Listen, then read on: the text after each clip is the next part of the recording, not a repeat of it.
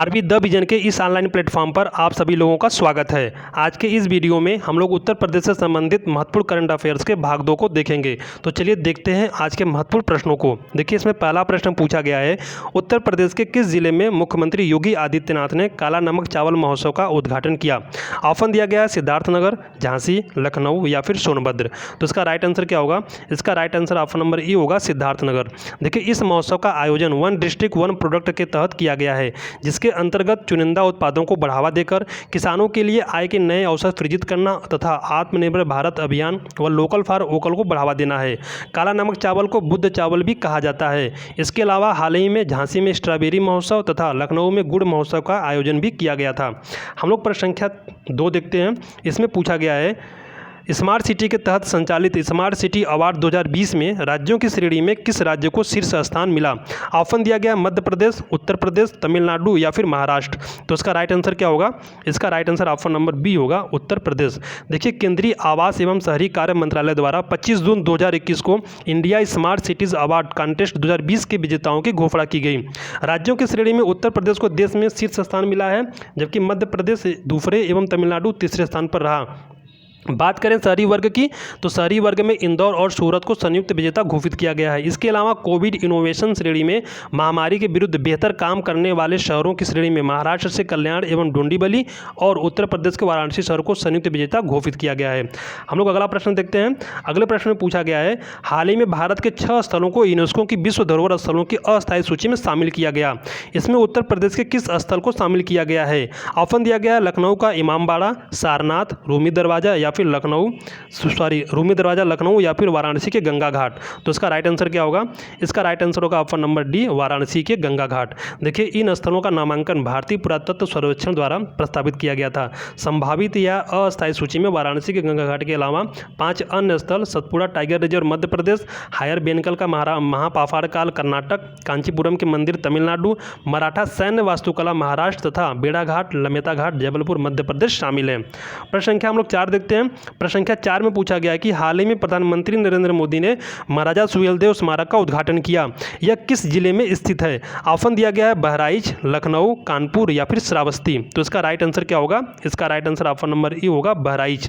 देखिए, महाराजा सुहेलदेव की जयंती के उपलक्ष्य में प्रधानमंत्री ने महाराजा सुहेलदेव स्मारक का उद्घाटन किया। इसके अलावा उन्होंने चित्तौरा झील के विकास कार्य की आधारशिला भी रखी। राजा सुहेलदेव की बात करें तो महाराजा सुहेलदेव के बारे में ऐतिहासिक जानकारी न के बराबर मिलती है। ऐसा माना जाता है कि 11वीं सदी के महमूद गजनवी के भारत पर आक्रमण के समय सालार मौजूद गाजी ने बहराइच पर आक्रमण किया, लेकिन वह राजा सुहेलदेव से पराजित हुआ। लेकिन महमूद गजनवी के समकालीन इतिहासकारों ने न तो सालार मसूद गाजी का जिक्र किया है और न तो महाराजा सुहेलदेव का और न ही बहराइच का। प्रश्न संख्या हम लोग 5 देखते हैं।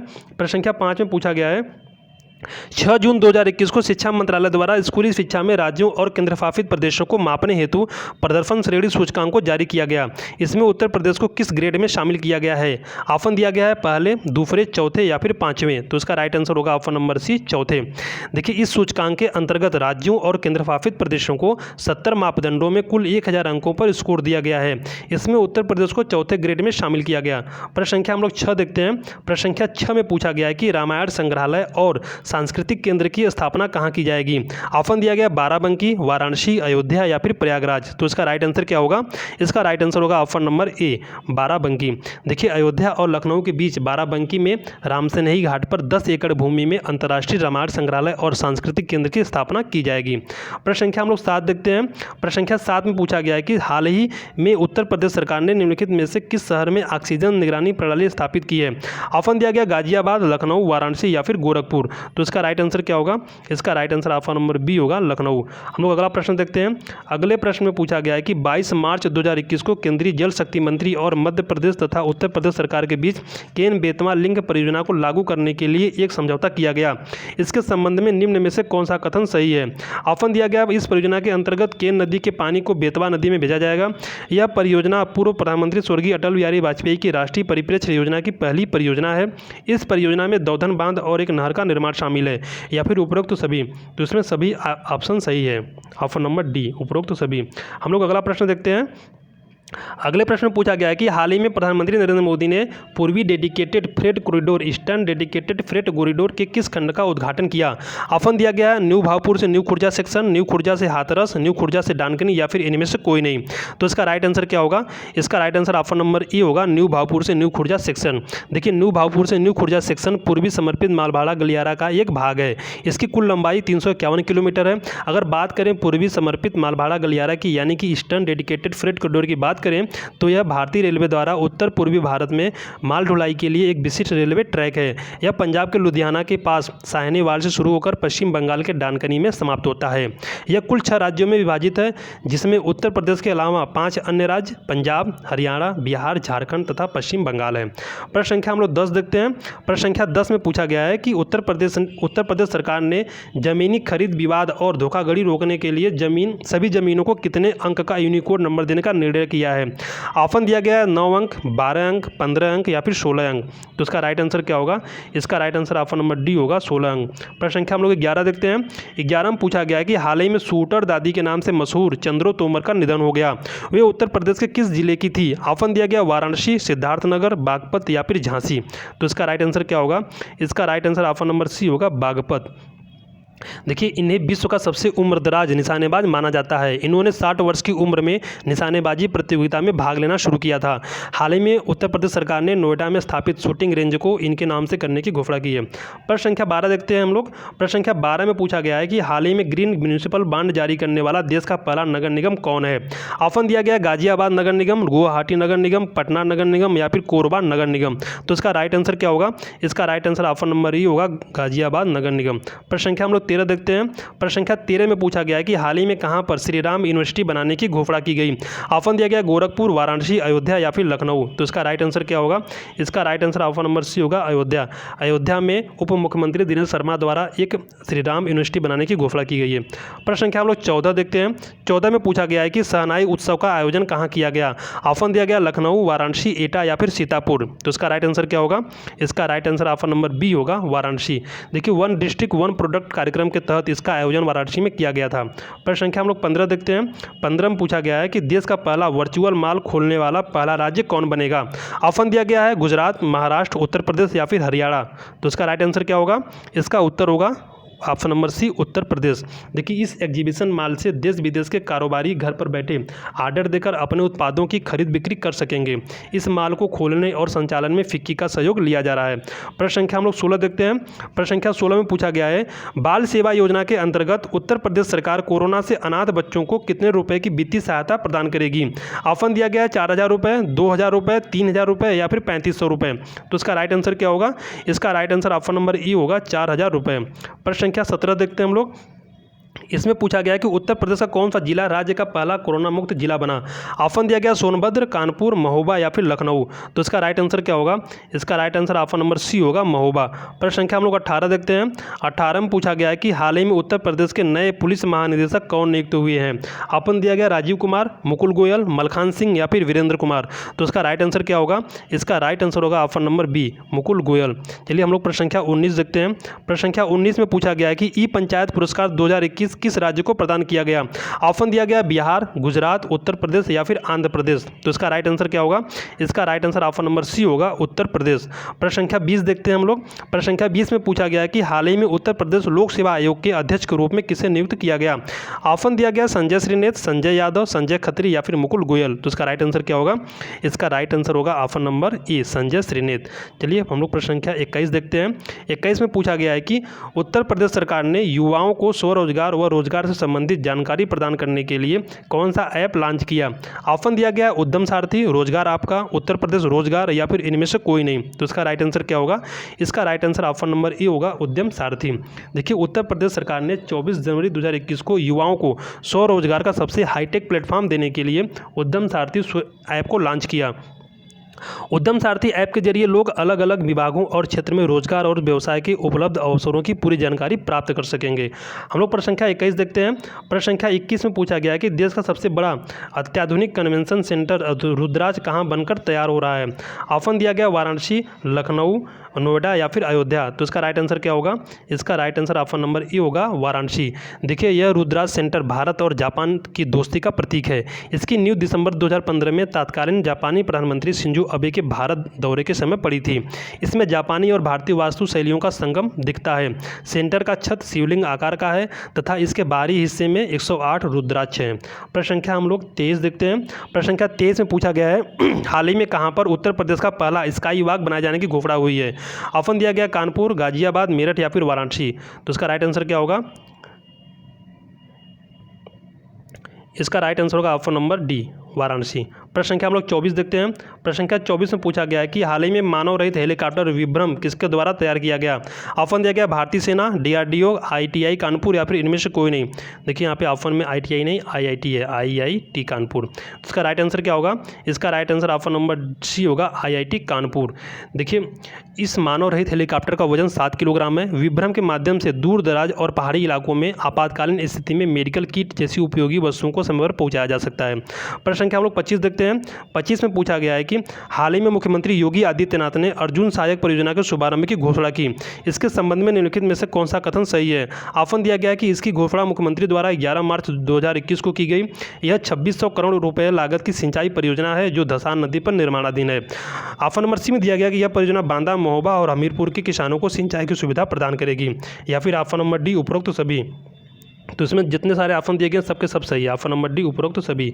हम लोग अगला प्रश्न देखते हैं। अगले प्रश्न में पूछा गया है कि ईज ऑफ लिविंग इंडेक्स 2021 में उत्तर प्रदेश के कुल कितने शहरों को शामिल किया गया है? ऑप्शन दिया गया है 14, 20, 25 या फिर 27। तो इसका राइट आंसर क्या होगा? इसका right answer option number A होगा 14। चलिए प्रश्न संख्या 27 देखते हैं हम लोग। प्रश्न संख्या 27 में पूछा गया है कि भारत का पहला शहरी सहकारी बैंक जिसे भारतीय रिजर्व बैंक से एक स्मॉल फाइनेंस बैंक के रूप में संचालन करने के लिए लाइसेंस मिला।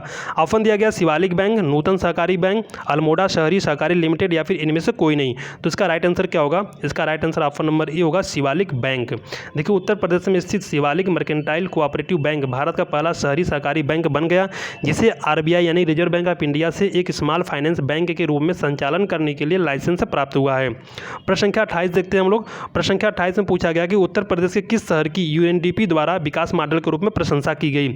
ऑप्शन दिया गया चंदौली, सोनभद्र, A और B दोनों या फिर इनमें से कोई नहीं। तो इसका राइट आंसर क्या हो जाएगा? इसका right answer option number C होगा A और B दोनों। देखिए इन दो जिलों के अलावा फतेहपुर के विकास कार्यों की भी प्रशंसा UNDP द्वारा की गई थी। प्रश्न संख्या हम लोग 29 देखते हैं। 29 में पूछा गया कि हाल ही में मुख्यमंत्री योगी आदित्यनाथ द्वारा बंडई बांध का उद्घाटन कहाँ किया गया? ऑप्शन दिया गया ललितपुर, मैनपुरी, अमेठी या फिर बहराइच। तो इसका राइट आंसर क्या होगा? इसका right answer option number A होगा ललितपुर। ललितपुर में हाल ही में मुख्यमंत्री योगी आदित्यनाथ द्वारा बंडई बांध का उद्घाटन किया गया था। प्रश्न संख्या हम लोग 30 देखते हैं। प्रश्न संख्या 30 में पूछा गया है ग्राम उजाला योजना की शुरुआत उत्तर प्रदेश के किस जिले से की गई? ऑप्शन दिया गया मिर्जापुर, जौनपुर, वाराणसी या फिर हरदोई। तो इसका राइट आंसर होगा ऑप्शन नंबर सी वाराणसी।